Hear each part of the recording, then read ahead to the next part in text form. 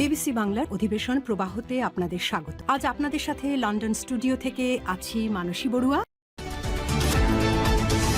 বাংলাদেশের সর্বশেষ গুরুত্বপূর্ণ আপডেট সংবাদে আপনাকে স্বাগত। শুরুতেই সংবাদ শিরোনাম, পরে বিস্তারিত। প্রথমেই জানাবো এবার প্রতিমন্ত্রীর ভিডিও সোশ্যাল মিডিয়ায়। সামাজিক যোগাযোগ মাধ্যমে পানি সম্পদ প্রতিমন্ত্রী ফরহাদ হোসেন আজাদের সাথে এক নারীর অন্তরঙ্গ মুহূর্তের ভিডিও নিয়ে আলোচনা সমালোচনা ঝড় উঠেছে। সোশ্যাল মিডিয়ার পক্ষে বিপক্ষে তুমুল বিতর্ক চলছে। এর আগে জামাত ইসলাম সাতক্ষীরা ৪ আসনে সংসদ সদস্য গাজী নজরুল ইসলামের নৈতিক স্থলঞ্জনীয় ভিডিও ভাইরাল হয়েছিল। তাতে দল থেকে বহিষ্কার করা হয়। ওই ঘটনা রেশ কাটতে না কাটতে সরকারের একজন প্রতিমন্ত্রীর বিয়ে বহির্ভূত অন্তরঙ্গ সম্পর্কের একটি ভিডিও ভাইরাল হয়েছে। বিষয় খুবই গুরুত্বপূর্ণ সংবাদ জানাবো, সঙ্গেই থাকুন। এবারে জানাবো রামগতিতে পাওয়া মর্টার শেল নিষ্ক্রিয় করল সিটিটিসি। লক্ষ্মীপুরে রামগতিতে উদ্ধার হওয়া মর্টার শেল সদৃশ বস্তু শক্তিশালী গ্রেনেড জাতীয় বিস্ফোরক ছিল বলে জানিয়েছে পুলিশের counter terrorism and transnational crime বা সিটিটিসি দলের বোম ডিসপোজাল ইউনিট। এদিকে ৪ মামলায় গ্রেপ্তার দেখিয়ে কারাগারে ডেভিড ইমন। ভারতে পালানোর চেষ্টাকালে যশোরের ঝিকরগাছা সীমান্ত থেকে গ্রেপ্তার হওয়া চট্টগ্রামে তালিকাভুক্ত শীর্ষ সন্ত্রাসী মোবারক হোসেন ইমন ওরফে ডেভিড ইমনকে আজ বিকাল ৪টার দিকে চট্টগ্রাম আদালতে হাজির করা হয়। এরপর জানাবো আওয়ামী লীগের পথেই হাঁটছে বিএনপি, বলল এনসিপি। জাতীয় ছাত্র শক্তির হবিগঞ্জ জেলা শাখার নেতা আলিফ চৌধুরীর চিকিৎসা সম্পূর্ণ ব্যয়ভার সরকারকে বহন এবং হামলাকারীদের দ্রুত গ্রেপ্তারের দাবি জানিয়ে জাতীয় নাগরিক পার্টি এনসিপি বিবৃতি দিয়েছে। আজ রাজধানীর জাতীয় চক্ষু বিজ্ঞান ইনস্টিটিউট হাসপাতালে এই বিবৃতি দেন এনসিপি নেতা আক্তার হোসেন।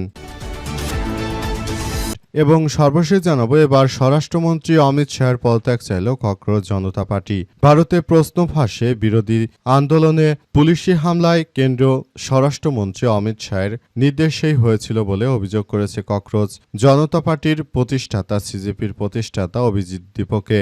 এ নিয়ে আজ কেন্দ্রীয় স্বরাষ্ট্রমন্ত্রী অমিত শাহের পদত্যাগ দাবি করেছেন তিনি। দীপকে বলেন, ছাত্রদের উপর যেভাবে আক্রমণ হয়েছে এবং আন্দোলনকারীদের রক্ত ঝরেছে তা অমিত শাহের নির্দেশ ছাড়া হতে পারে না। এজন্য এই অমিত শাহকে পদত্যাগ করতে হবে বলে দাবি করেন তিনি। প্রিয় দর্শক, এতক্ষণ শুনছিলেন সংবাদ শিরোনাম, এবারে বিস্তারিত। তবে তার আগে বন্ধুরা অনুরোধ থাকবে এই সংবাদটিতে একটি লাইক দিন।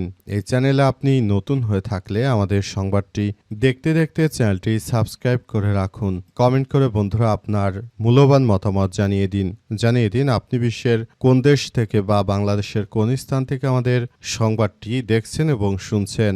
আর বন্ধুরা, সংবাদটি আপনার সোশ্যাল মিডিয়া ফেসবুকে শেয়ার করে বন্ধুদেরও দেখার সুযোগ করে দিন।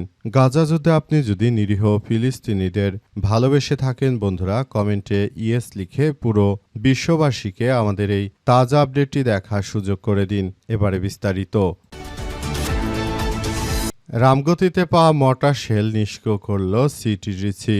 লক্ষ্মীপুরের রামগতিতে উদ্ধার হওয়া মর্টার শেল সদৃশ বস্তুগুলো শক্তিশালী গ্রেনেড জাতীয় বিস্ফোরক ছিল বলে জানিয়েছে পুলিশের counter terrorism and transnational crime বা সিটিটিসি দলের বোম ডিসপোজাল ইউনিট। আজ দুপুরে সিটিটিসির বিশেষজ্ঞ দল ঘটনাস্থলে গিয়ে এগুলো নিষ্ক্রিয় করেছে। এর আগে বুধবার উপজেলার আসম আব্দুর রব সরকারি কলেজের পাশে পৌরসভার পানি লাইন স্থানের সময় মাটি খুঁড়তে সেগুলোর সন্ধান পায় শ্রমিকরা। পরে ঘটনাস্থল থেকে পুলিশ রকেট লঞ্চার মর্টার শেলগুলো উদ্ধার করে থানা হেফাজতে রাখেন। থানায় বোম ডিসপোজাল টিমকে জানালে তারা ঘটনাস্থলে আসেন। রামগতি থানা পুলিশের সূত্র থেকে জানা গেছে যে রকেট লঞ্চার সদৃশ বস্তুগুলো আলেকজান্ডার সেবাগ্রাম বা ফজলুর রহমান উচ্চ বিদ্যালয়ের পাশে বালির স্তূপের নিচে বিস্ফোরণের মাধ্যমে সফলভাবে সেগুলোকে নিষ্ক্রিয় করা হয়েছে বলে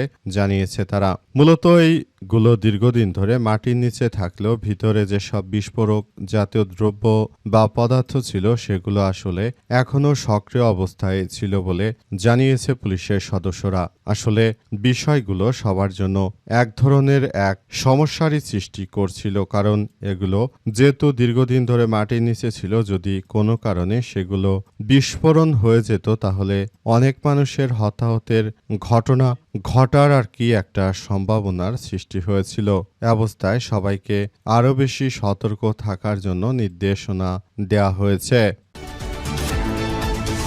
এবার প্রতিমন্ত্রীর গোপন ভিডিও সোশ্যাল মিডিয়ায় ভাইরাল। সামাজিক যোগাযোগ মাধ্যমে পানি সম্পদ প্রতিমন্ত্রী ফরহাদ হোসেন আজাদের সাথে এক নারীর অন্তরঙ্গ মুহূর্তের ভিডিও ভাইরাল হয়েছে নিয়ে আলোচনা সমালোচনা ঝড় উঠেছে। সোশ্যাল মিডিয়ার পক্ষে বিপক্ষে তুমুল বিতর্ক চলছে। এর আগে জামাত ইসলামের সাতক্ষীরা 4 আসনে সংসদ সদস্য গাজী নজরুল ইসলামের নৈতিক স্থলনের ভিডিও ভাইরাল হয়েছিল।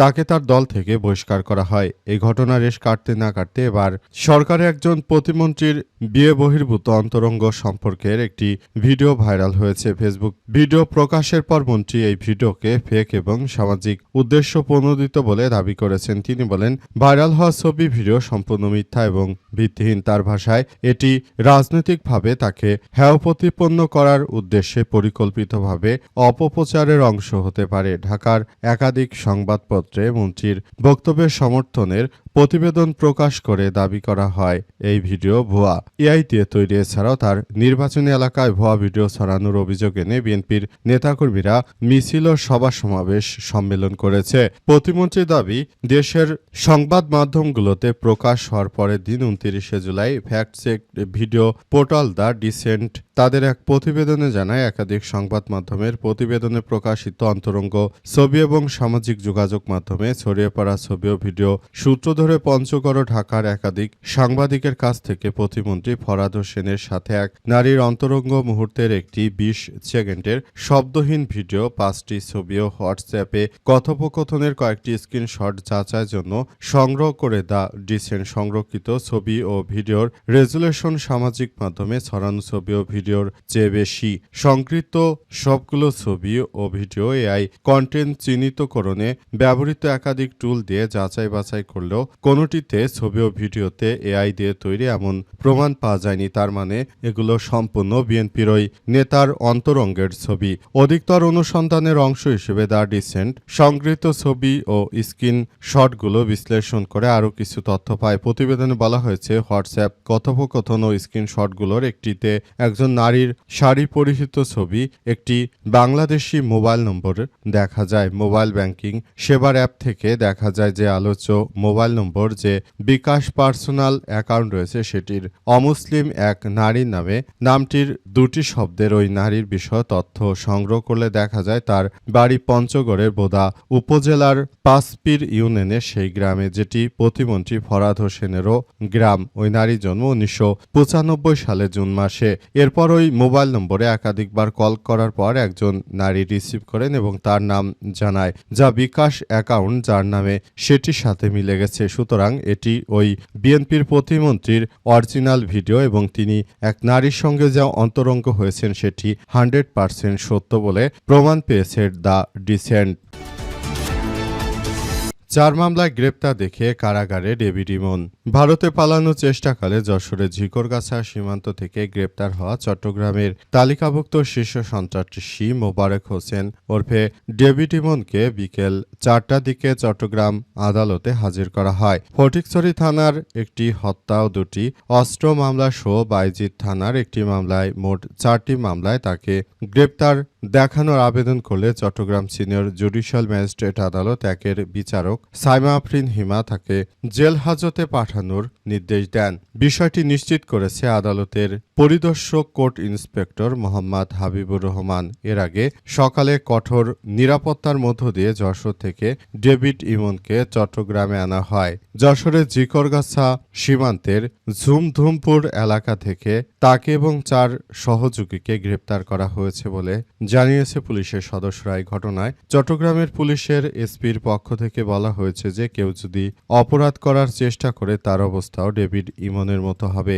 ডেভিড ইমন হচ্ছে একজন অত্যন্ত নিকৃষ্ট মানের সন্ত্রাসী এবং বড় সাজ্জাতের অনুসারী হিসেবে কাজ করতেন, কিন্তু তার এই ধরনের কর্মকাণ্ড আসলে কোনোভাবেই গ্রহণযোগ্য নয়। তার বিরুদ্ধে ইতিমধ্যে ব্যাপক কার্যক্রম শুরু হয়েছে অবস্থায় সবাইকে আরও বেশি সজাগ ও সতর্ক থাকার জন্য উদাত্ত আহ্বান জানানো হয়েছে। অবস্থায় সবাইকে যার যার জায়গা থেকে যথাযথভাবে কার্যক্রম চালিয়ে যাওয়ার জন্য নির্দেশনা দিয়েছেন এসপি মাসুদ আরও জানিয়েছেন যে সন্ত্রাসীর হাত যত লম্বাই থাকুক না কেন বর্তমান সরকারের নির্দেশনা অনুযায়ী কোনো দুষ্কৃতকারীকে ছাড় দেওয়া হবে না। প্রতিটি দুষ্কৃতকারীদের বিরুদ্ধে যথাযথভাবে ব্যবস্থা গ্রহণ করতে হবে, যাতে করে আর দেশের অভ্যন্তরে কেউ দুষ্কৃতকারী আর হয়ে উঠতে না পারে সেই ব্যাপারগুলোই দেখভাল করতে হবে। আওয়ামী লীগের পথেই হাঁটছে বিএনপি, বলল এনসিপি। জাতীয় ছাত্রশক্তির হবিগঞ্জ জেলা শাখার নেতা আলিফ চৌধুরীকে চিকিৎসার সম্পূর্ণ ব্যয়ভার সরকারকে বহন ও হামলাকারীদের দ্রুত গ্রেপ্তারের দাবি জানিয়েছে জাতীয় নাগরিক পার্টি এনসিপি। আজ বিকেলে রাজধানী জাতীয় চক্ষু বিজ্ঞান ইনস্টিটিউট ও হাসপাতালে হবিগঞ্জ এনসিপির জুলাই পদযাত্রায় চোখ হারানো কিশোর আলিফকে দেখার পর এক সংবাদ সম্মেলনে এনসিপির সদস্য সচিব আক্তার হোসেন এই দাবি জানান। আক্তার হোসেন বলেন, হবিগঞ্জ জেলা শাখার নেতা আলিফ চৌধুরী হামলায় এক চোখ হারিয়েছেন। অপারেশনের পর তিনি হাসপাতালে চিকিৎসাধীন রয়েছেন। চিকিৎসকদের ভাষ্য অনুযায়ী তার ক্ষতিগ্রস্ত চোখ আর কখনোই ভালো হবে না। এছাড়াও অন্য চোখেও তিনি ঝাপসা দেখছেন, ফলে সেটাও ক্ষতিগ্রস্ত হওয়ার আশঙ্কা রয়েছে। তিনি বলেন, শুধু হবিগঞ্জের ঘটনাই নয়, সংবাদ সম্মেলনের ঘণ্টাখানেক আগে সিলেটে এনসিপির গাড়িবহরের উপর হামলা হয়েছে।